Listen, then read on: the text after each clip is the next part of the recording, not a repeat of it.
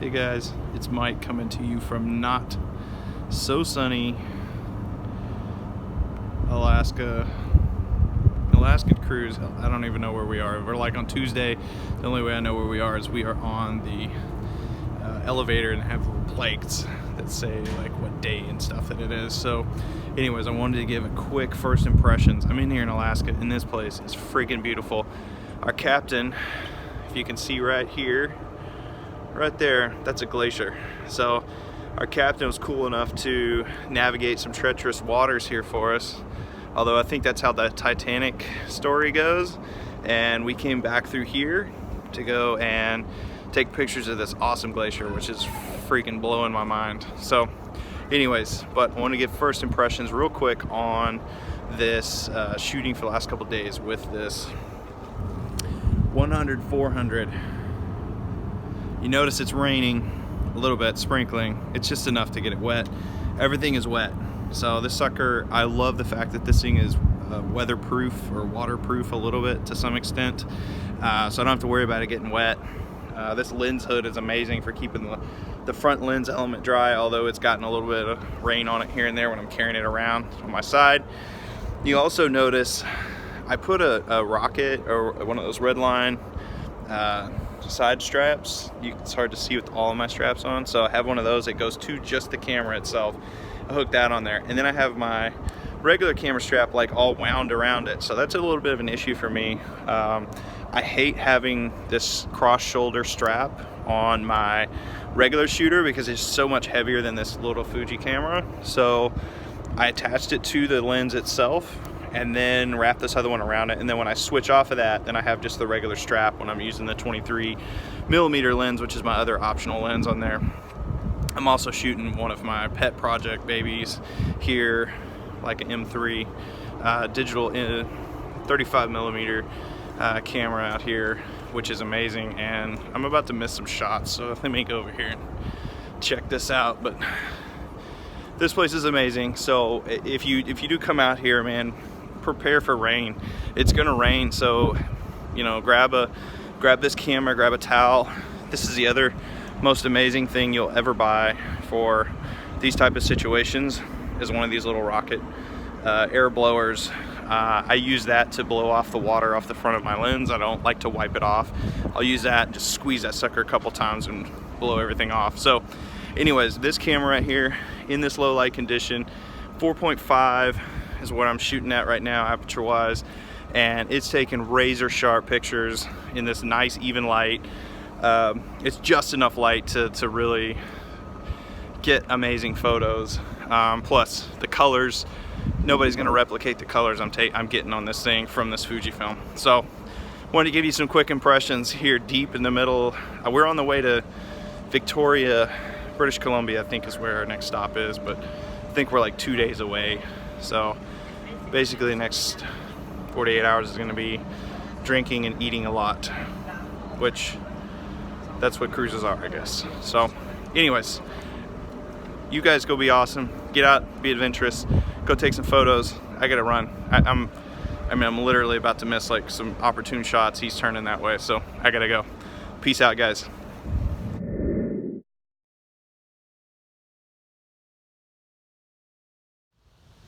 Hey guys, it's Mike. I'm back here in the great state of Texas, my hometown. It's obviously still sunny Dallas, Texas. It's not sunny, it's raining. I think I brought home the Alaskan rain and craziness weather with me. We had a big storm this afternoon. That's the creek close to my house. It's overflowing and runs behind my house here. Anyways, I felt like I left a few things out on that last little bit of information I was sharing from the actual cruise ship in Alaska about this lens. This lens is, I think, around $1,300-$1,400 US. It's worth every penny. I'm gonna try to figure out how to buy one, just because it's so good. It's crystal clear, razor sharp pictures in weird situations. So the optical image stabilization on this lens is freaking amazing, and I'm blown away by it. So let that car go by so you can hear me. I took this thing out on a boat that was like a small, probably 15 or 16 person boat. I'll try to find a picture of it. It's crazy. Had like a rubber ring around it, and yeah, it was pretty cool. Anyways, took this thing out on a boat. It was a really awesome day of whale watching, sea lion watching, and eagle watching, and other things. This boat, I'm not kidding you, was dropping probably a foot or two at times up and down as we went through to look at these whales. And I was shooting with this thing zoomed out to 400, somewhere around like 200 to 400 on the zoom, and catching whales, catching sea life, catching things moving, and it was crystal clear. Now granted, I did dial in my exposure and speed settings. Everything was like crystal clear, dialed in to the perfect settings on this stuff, but I don't know other lenses that you can get out in those kind of situations and shoot a 4.5 f-stop and be jumping around in there and get these razor sharp images. So that's one thing. The drawback, again, God dude, this thing is fucking heavy. I mean, it's really heavy to carry around. To explain how I had the lens attachment to my camera strap a little bit better, I had that rapid strap that goes across shoulder that you normally you like screw into the bottom of the on the bottom of your camera, and I screwed it into the lens mount that's on that lens and carried it down there. And then when I would switch out to like my 23mm, I would just literally leave the lens hanging down next to me on the side, and then just have my regular camera with a regular strap around it. So I found like the strap situation, maybe if I was a little better prepared and I'd like invested some time and effort into figuring out the strap situation, I would have figured it out a little bit better than I did. But it was just hard because you have like a whole bunch of straps and crap in your way, and I ended up like tying it in a knot around the bottom, which kind of sucked. It just sucked. I didn't like it. So anyways, optical image stabilization, I covered that, the strap situation. Here's another weird thing. I felt like it was kind of clunky and didn't really mount to my camera really super securely like my 23mm does. I mean, when that thing is on there, it is rock solid. Rock freaking solid. This thing, it felt like it had a little movement to it, and I was actually honestly afraid to grab the camera. You know, a natural motion for me is to grab the camera and pick it up by the body, and in the process of doing that, bring my other hand up to support the lens. I couldn't do that with this. I felt like that was gonna, like, this lens was gonna break my camera body in half because it's so heavy compared to the camera body. So I don't know if maybe it was just because it's a rented lens and it's well used that it had that problem. Another problem I found is when I was carrying it down on my side, if I didn't have it locked, dude, it would literally like creep itself out and extend out. I'd have it like pulled into 100, and then it would like creep its way out to 400 while I was walking. Like, it would just, like, gravity would take over and it would just pull its way down. So that was a problem. But you know, that just gets used to, something you get used to is the lock. I really wish that they would make these so that you could lock them at the very specific focal length. So like if you wanted to lock it at 200 or lock it at 300 or lock it at 400, you could. I couldn't find that you could do that. You could only lock it at the 100 and lock it in place.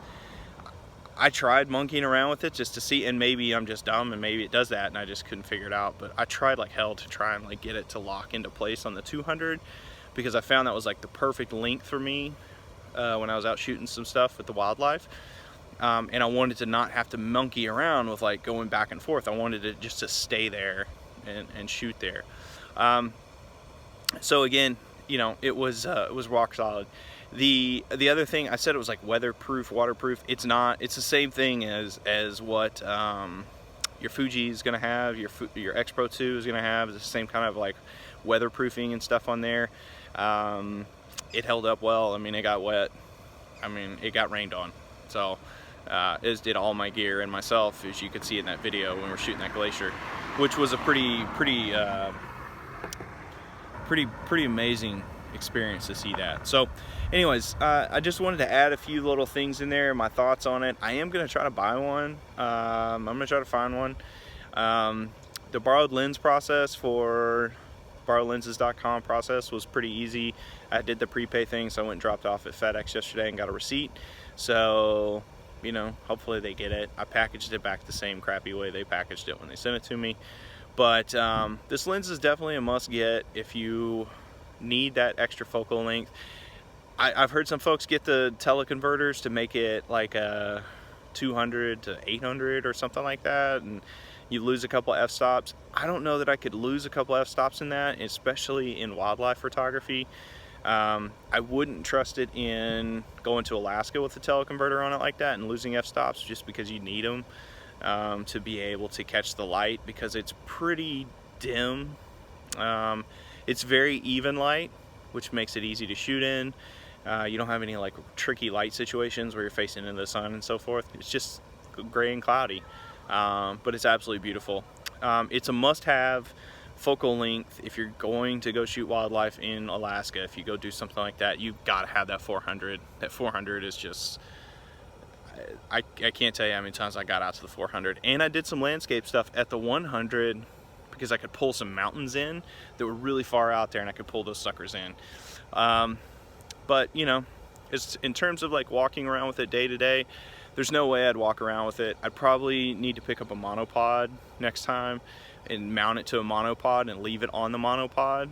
The only problem is switching off on cameras, because then I have a monopod and I have a giant lens I have to deal with. So weight was an issue, packing was an issue, getting it through the airport was an issue because it was so big, and they were being jerks about taking camera equipment out and showing it to them when you did your carry-on and all that crap. So anyways, it was just a monster of a lens, but man, the pictures speak for themselves. So hopefully you guys will check out my Instagram feed at the bottom and in the show notes here. Check that out, and I'll be posting tons of photos there over the course of the next couple of weeks. So you guys are awesome. Keep it up, be amazing people, and I'll be back with more stuff, more cameras. I'm gonna go back to the analogs, I think next. I introduced the Leica M3 that I have in this video, so maybe that's the next one we go for. So go be awesome. I'm gonna go enjoy the rest of my walk, the rest of my Sunday, the rest of my Father's Day. I'll go see y'all later.